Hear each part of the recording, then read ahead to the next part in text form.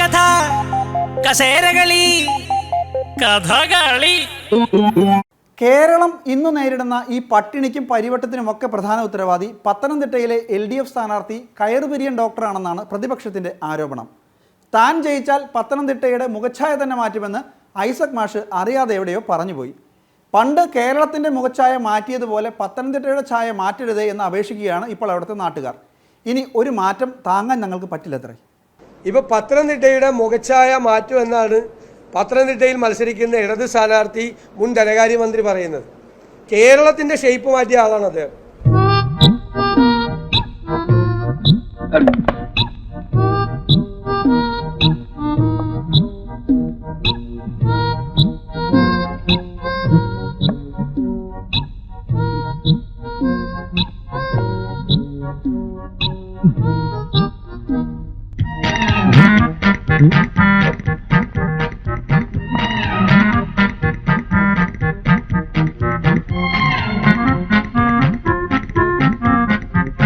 കേരളത്തിൻ്റെ ഷേപ്പ് മാറ്റിയ മുൻ ധനകാര്യമന്ത്രി തോമസ് ഐസക് ഇപ്പോൾ പത്തനംതിട്ടയുടെ മോച്ചായ മാറ്റാൻ വന്നിരിക്കുകയാണ്.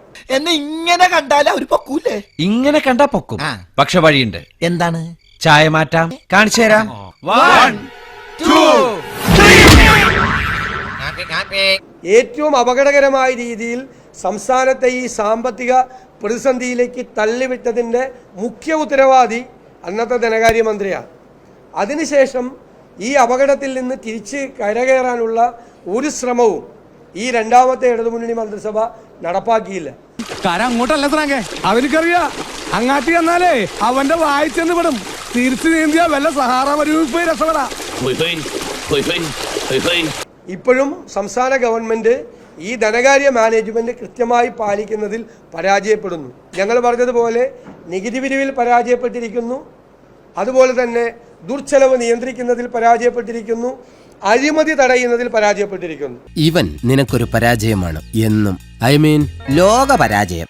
ഇന്ന് കേരളം ഇങ്ങനെ കരിങ്കടമാകാൻ കാരണം ഐസക് മാഷ് കൈമയും മറന്ന് കടം മേടിച്ചിട്ടെന്നാണ് പ്രതിപക്ഷം ആരോപിക്കുന്നത്.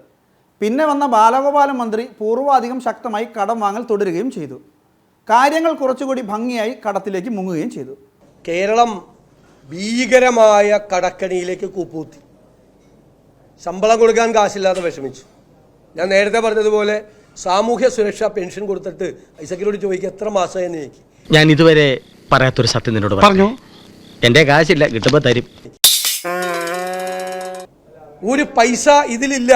ഈ സ്ഥിതിയിൽ കേരളത്തെ എത്തിച്ചിട്ട് അതിന്റെ ഉത്തരവാദിത്തം ഏറ്റെടുത്തിട്ട് ഇദ്ദേഹം വേറെ എവിടെയെങ്കിലും കൊടുക്കുമോ ഈ പൈസ? ഹാപ്പിനെസ് എന്ന് പറഞ്ഞാൽ മനുഷ്യന് സന്തോഷത്തോടെ ജീവിക്കാൻ കഴിയുക എന്ന് പറയുന്നതാണ് ഏറ്റവും പ്രധാനം. ആത്മാർത്ഥതയിട്ട് പുഴുങ്ങിയാൽ കഞ്ഞിയാവില്ല. എന്ത് ചോദിച്ചാലും ഇല്ല ഇല്ല ഇല്ല.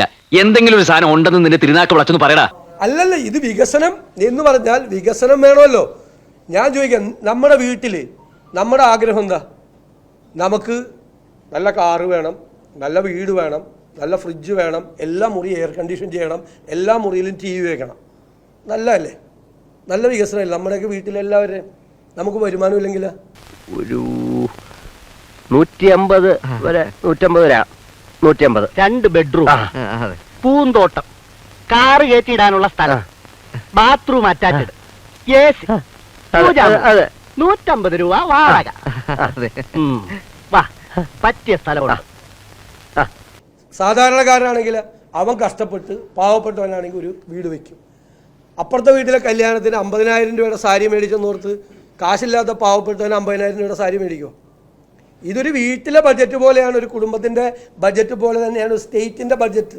ഇയാൾ ഈ സ്ഥിതിയിൽ കേരളത്തെ ആക്കി. ഈ സ്ഥിതിയിൽ ഞാൻ പറഞ്ഞത്, എന്നിട്ട് പറയാം ഞാൻ പത്തനംതിട്ടയുടെ മോച്ചായ മാറ്റുന്നു, 50,000 പേർക്ക് ജോലി കൊടുക്കുമെന്ന്. നാട്ടിൽ ആളുകൾക്ക് തൊഴിലില്ലാതാക്കി, നാട്ടിൽ കേരളത്തെ പട്ടിണിയിലാക്കി ഈ മനുഷ്യൻ. കേരളത്തിൻ്റെ ഷേപ്പ് മാറ്റി ഐസക്ക്, എന്നിട്ട് പത്തനംതിട്ടയുടെ മോച്ചായ മാറ്റുന്നു.